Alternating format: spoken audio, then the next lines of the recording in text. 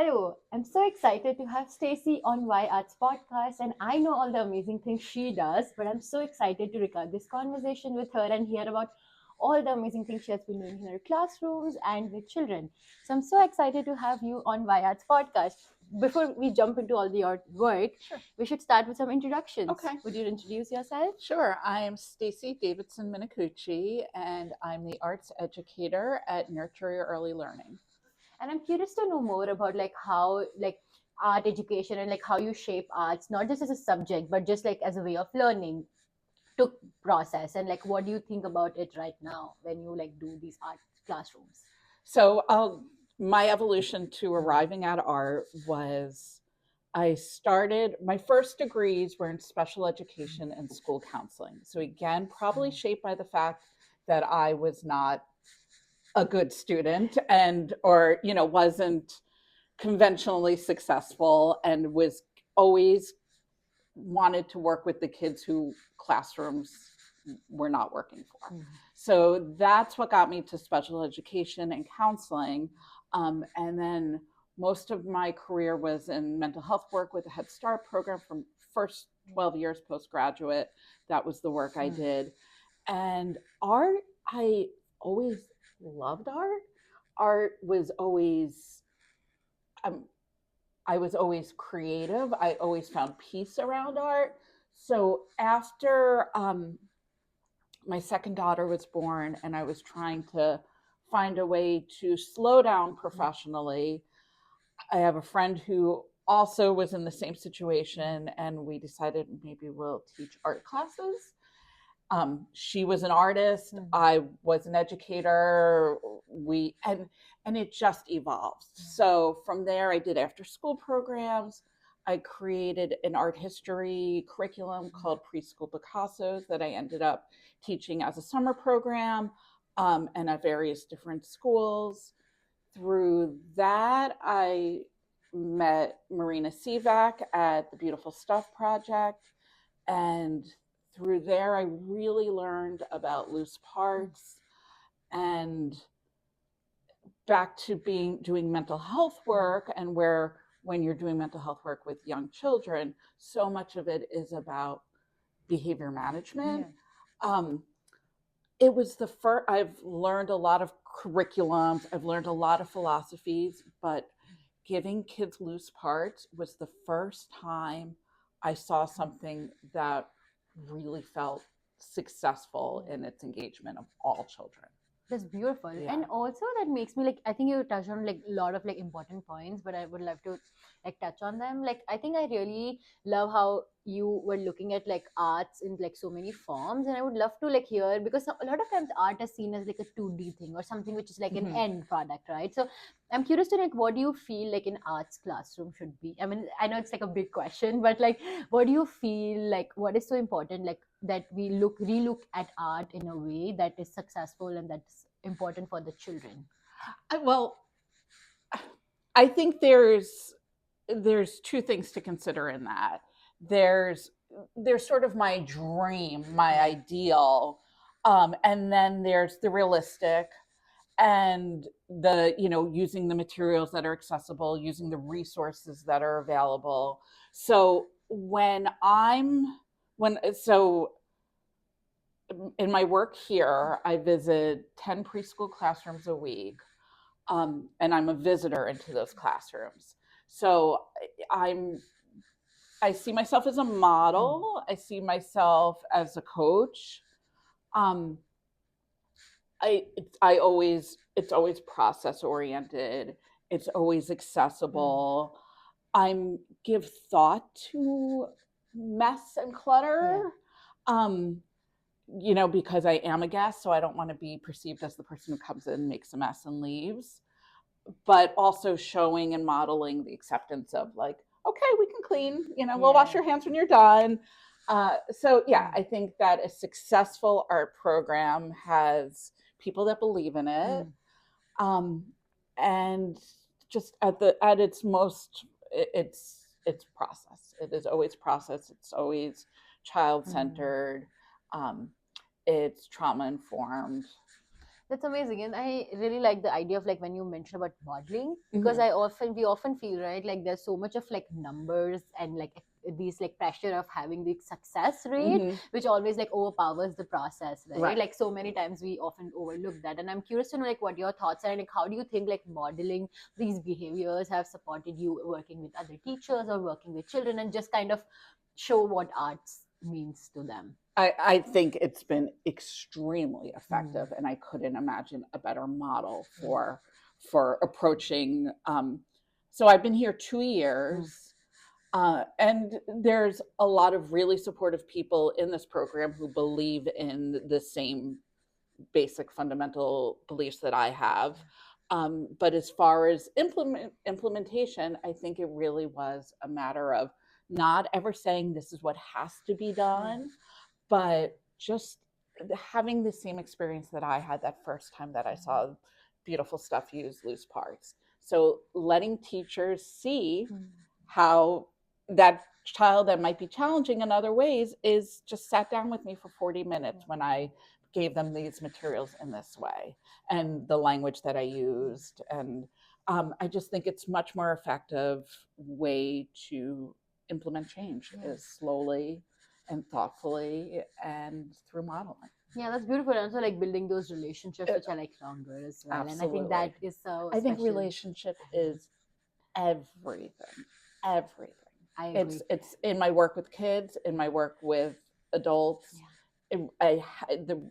Until you have the relationship, you can't make progress in other ways. That's so beautiful. And I would love to like know about this, like we're talking about relationship, we're talking about you working with these children. I would love to hear if you have any like stories from these classroom experiences where you saw that like, oh my God, like the teacher maybe had that aha moment, or you had an aha moment with the child.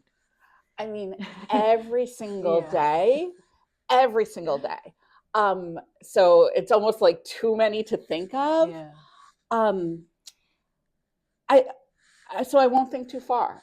I will think about a half hour ago, I was in a classroom. We were doing stamps and watching the problem solving without me giving too much direction. I just put out all tools that were, I really believe in whatever the children can reach is meant for them. I put out stamps and stamp pads, and we were making wrapping paper. We're recording a few days before the holidays. And just seeing their problem solving around doing the stamp backwards versus the way that they're going to see a stamp show up on their paper. So I saw incredible problem solving. I saw pride. There was no tears there. It was just all success. It was all success. And more sophisticated children might have done some patterns, and other children, it was all about just trying out these different stamps and seeing what was on the other side and being able to make a penguin and a star and all these things because the stamps gave it to them. That's so interesting. And like, what would you say? The same thing, which if you have, you can share more about like, something with teachers, and especially when how like arts is considered as something like an end product. It has to look beautiful, and like this whole idea of like what beautiful means in an art class is so like there's so much of unlearning. I feel, especially for people who do not come from an arts background, because we are taught and raised to have that way, right? Like it's just like that whole mindset. And I'm curious to know like what have been your experience with this. It's a great challenge in my work. I think it's again about relationships, because I've from day one here talked about process art. I gave the teachers these different sheets that compare process versus product. I had done a couple of trainings. I did a lot of modeling. But 2 years in, I did a very quick training. It was actually with the toddler teachers in this building. And the amount of like just kind feedback I got, and it was nothing that I hadn't talked to them about before, but now they have the trust. They've seen me do it. They know I'm not just coming in with some philosophy. They've seen it have success, and suddenly they could see the difference between the process and the product. And were taking down things that, the cookie cutter things. And I wasn't going in there and saying, you have to take this down, or we don't allow these, or, no turkeys. But once they understood, and the understanding came from experience and time and relationships, then it clicked for everyone, and I was able to affect that change. Yeah, that's amazing. And what would you say, like in terms of skill development? Because I feel like the teachers could also see why being messy is like playful and Yes. joyful, and like just letting it go, letting that hierarchy of being a teacher and like giving knowledge always to the kids goes. And I'm curious to know, like, what do you feel about, like, how do you support this like skill development which arts supports in children? And I know it's like art for art's sake, right? But because we have to like make a point to other people who do not understand that, like would you tell about, like, if you have any anecdotes about like skills which kind of develops in this whole child development which comes through arts? I think it's also ownership of that. I've been in this field for 25 plus years, that I know that the teacher that Googles or Pinterest and it sits there with construction paper and cuts things into different shapes, that is a lovely, wonderful, beautiful teacher. And that's a teacher who I might come in their classroom while they're doing the handprint, and I would see a really nice interaction. I would see them one-on-one with a child. So it's the erasing of this idea of right and wrong, and that this isn't a judgment. And saying, I know, like I there are people who know me who will say, my kid was with her and came home with the penguin that looked like a penguin that they did out. So I've certainly done it myself. I think that that's where I've acknowledging that that's not bad, that's not wrong, this way is a better practice, and here's why. And I think aligning it with trauma informed practices is part of that too, especially because the population here, I mean, it's, in any population you have to make assumptions about trauma. That's interesting. And I would like to, like, for you, if you could like share more about this, how do you support this trauma informed learning through arts? Because I think like not a lot of people are very aware of this term being part of the classroom. And I mean, sure, like it's hyped, like everybody talks about mental health and social emotional learning, but making like this trauma informed learning is, I feel, new to a lot of people. And I would love to know, how do you support that in classrooms and through the way of arts or loose parts or materials? I think it's creating a yes environment. I'm really, really mindful. And again, I'm not saying I'm perfect. And if I were talking to a teacher, I would say this too. I'm sure there are times where I say, no, that's not safe. Let's make a different choice. But I really try to create an environment of yes for the kids. And I think that that's incredibly powerful. Giving them space, that's something I learned from the Beautiful Stuff Project, and that's actually more Montessori than other philosophies. But I love the mat, just defining the child's space, how important it is for children to have a space that's theirs, and there is no, you're like that's so important. And it's just clean, and how that cleans the brain and the thought process. So keeping the space kind of clean and accessible, and allowing for yeses. I think those are the critical pieces. Finding the positive opportunities. Children process a lot when they're just calm and they're among a adult who's giving them reinforcement. So they share with me I think in a way that's very sincere, because they are given that space. And then the basic sensory input that many kids are looking for, that they can get through art. Yeah, that's interesting. And I'm also curious to know about like the pedagogy part of your, like how you think about these projects and these like experiences.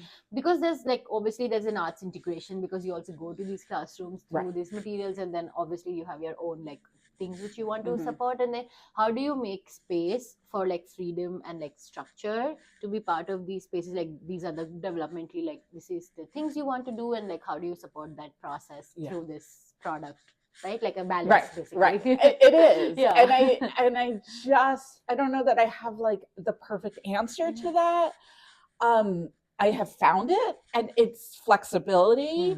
It's reaching the same way every child I would treat as an individual. I think every classroom has its own culture. Every teacher brings in their own style. So a lot of conversation with the teachers and making sure the way I'm working is working for them. I mean, as far as the language, it's this emergent curriculum idea and emergent language. And I think it, like with Loose Parts in particular, and with the curation of the treasure boxes with Beautiful Stuff Project, I might have an idea that this is going to be about lights and shadows today, but it may not be, and so it's not today we're learning about lights and shadows. We're going to talk about lights and shadows, but just giving them the materials, curating them in such a way that we know it's going to create light and it's going to create shadow, or it's going to create building, it's going to create symmetry, and then just following their words and their language. Symmetry, I'm always blown away by. So I think I spend a lot of time focusing on symmetry, but it's that language of tell me about what you made, and then letting them take you on the journey of learning. There was a time when myself and my colleague were doing a training with staff on toddlers using materials. Like that was what we were doing a training on. And, again, like that idea of like philosophy up here, but then practice.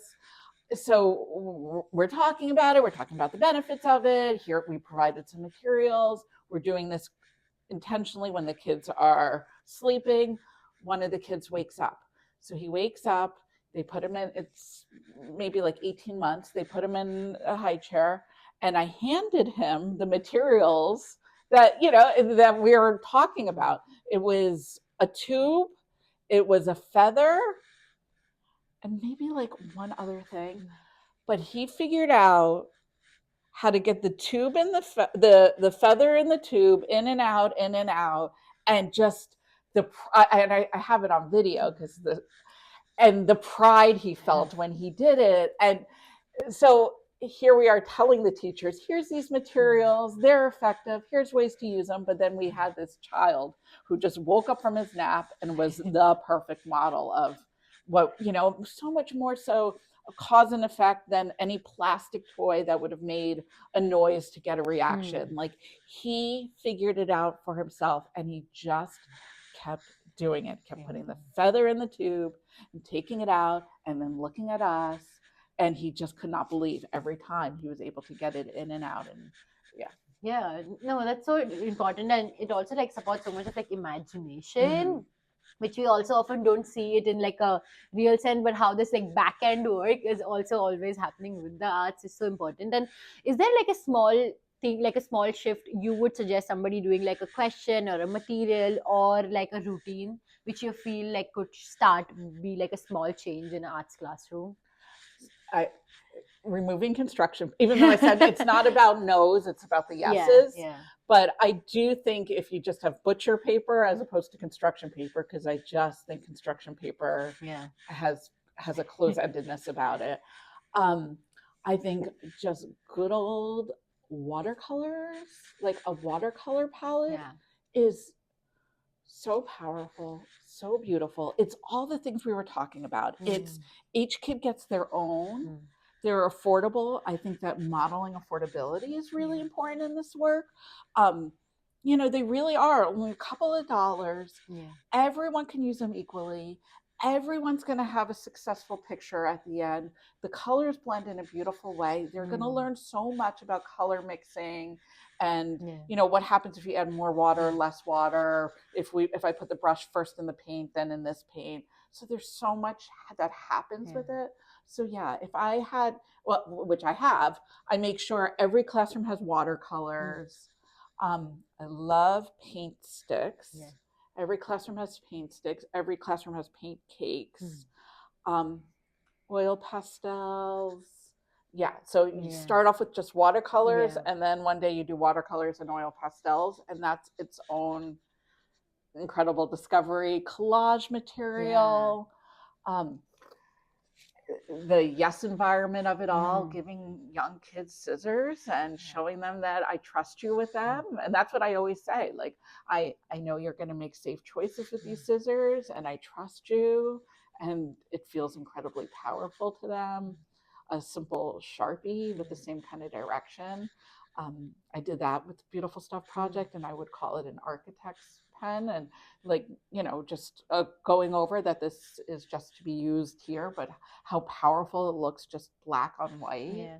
So I think those are the materials, and I've made sure that all of our classrooms here have those things. That's amazing. And have you seen, like, how do you think like these early art experiences kind of support children even in their lives? Like, how have you seen like them? I have. Yeah, I'm sorry. Yeah. So Okay. and if Marina Sivak from the Beautiful Stuff Project is watching this, I think she'll agree with this. So my daughter, who is now 14, my daughter who's 14, was 4 when I met Marina and met the Beautiful Stuff Project. So she is truly an example of somebody who grew up around loose parts and access to materials, and we always had it in our house. And I mean, maybe she would have been, I think it's naturally within her to be artistic. But when she was younger, she, because we read Rosie Revere, and she thought that being a maker would make her an engineer. So she believed that she can be an engineer. And that was a word she carried with her starting really, really young. Now she knows that's not what she wants to do. But now she wants to do something in costume design. But just the fact that it was always available to her, she found her strength.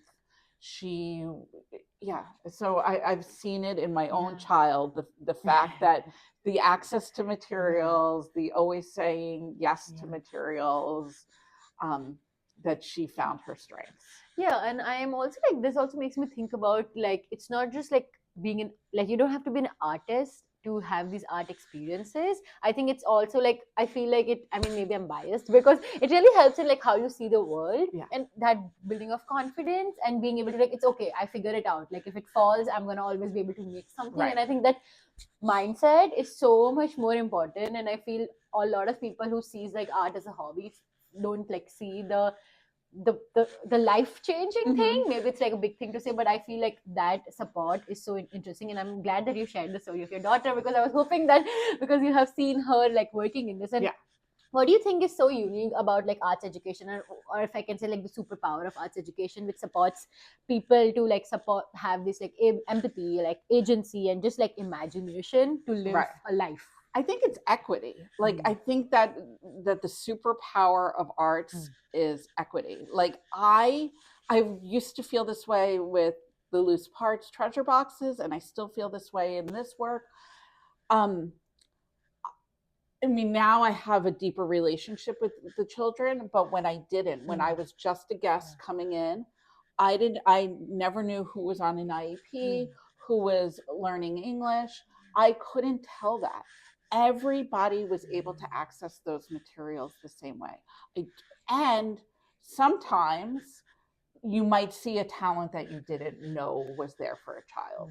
And I've seen teachers make those connections to a teacher being like, oh, he's good. Or, like, wow. And then tell me, oh, his dad's an architect. So like realizing that maybe the child who they've been challenged by actually has a really great skills in this area. But it's equity. It's that anyone, when you give the materials in a way, and I'm not an athlete, my kids are not athletes, like I'm never, you put me on a basketball field and I'll never feel comfortable or successful, but you put art materials and I can have success.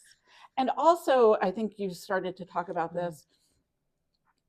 there's the difference between creativity and having a strong artistic skill, which I do not have. And I think that's okay. And I tell people that because it's like you don't know this in my doing the work. But I'm not somebody who is very skilled at draw a house that'll look like a house, or draw a hand, or some of these tests of artistic skills. And there's people who are really great at that. That's not what those people might find themselves in those early years of doing art, but that it's not like soccer or basketball where you have to be good at it. Like, you don't have to be good at it to enjoy it. I mean, maybe I'm just clearly not an athlete, so I keep leaning on that. I mean, maybe there are people who are not good at sports who enjoy sports. But I just think that anyone can just have meaningful experiences through creativity. Yeah, no, and then there's such a bigger idea which you think about. It's like, this is not a fine arts classroom. Like, this is all about like why arts education is so important. Is it gives them that space of freedom and just being themselves, which again is like not valued enough. Like, because you're in all academic classrooms, like in major places, it's like you have to be a certain way, and if you're not good, you're always like scolded on and just, like look like you are like not good basically. But I think the idea of equity and this idea of like, okay, there's no right or wrong, and that does wonders when a child is growing, right? And how much every kid needs arts education. It just works. Like, that's all like, it's just when you said like what, none, like I have not had challenges. It works with 99% of the kids, maybe even higher. It's I've done in the social emotional work that I did, there's a lot of curriculums that have come and gone, a lot of philosophies that have come and gone. This is the first time I did something that I've seen just reach everyone. Yeah. Thank you so much. You're it was welcome. beautiful.